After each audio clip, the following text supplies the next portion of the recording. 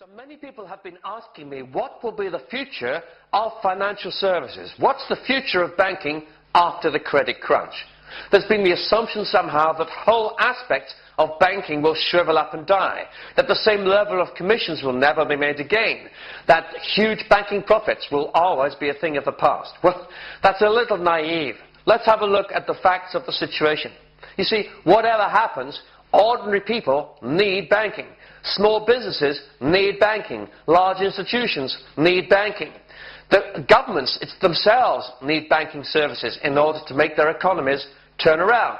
So, ordinary bank accounts, loans and so on, they will continue. Mortgages will continue. Foreign exchange transactions will continue. Mergers and acquisitions will continue. Investments in new startup businesses will continue. So what will change? Well, products which were very difficult to value in the past will be difficult to sell in the future. Products that package up loans from one institution and sell them on, those will be more tightly regulated. Some hedge fund activities are likely to be more tightly regulated in future. Just about anything which requires huge amounts of debt in order to make an acquisition somewhere else or buy stocks and shares elsewhere is likely to come under increased scrutiny. And we're going to want to see banks taking much more care over the value of their balance sheets, being able to actually put a solid figure on them without all kinds of speculative issues worrying investors. But outside of those things, as I say, most of banking will continue.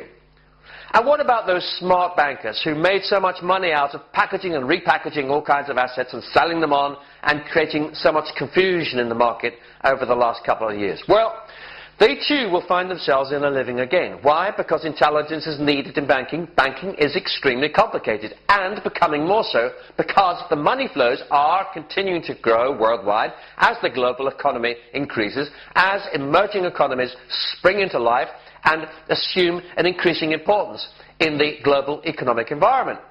And that will present all kinds of new opportunities, exciting ones for those who are willing to take the time to understand where the opportunities are and where the risks are, and to try and make money out of balancing those two together. So look out, there will be plenty of opportunities for banks to do very well in the future. That we will continue to need banks, and out of all of the catastrophic crisis that we've seen, will come a leaner, hungrier banking system, which has shed all kinds of fat in terms of processes that were particularly inefficient, or groups of people they no longer needed.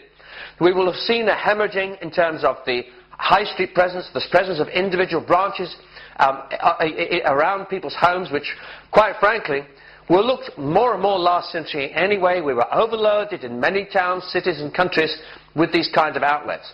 They have been looking to pay their way through providing all kinds of business services and the rest, but the fact is that there were still too many of them. And that kind of thinning out will make the banking community much fitter in facing the future and therefore much more profitable.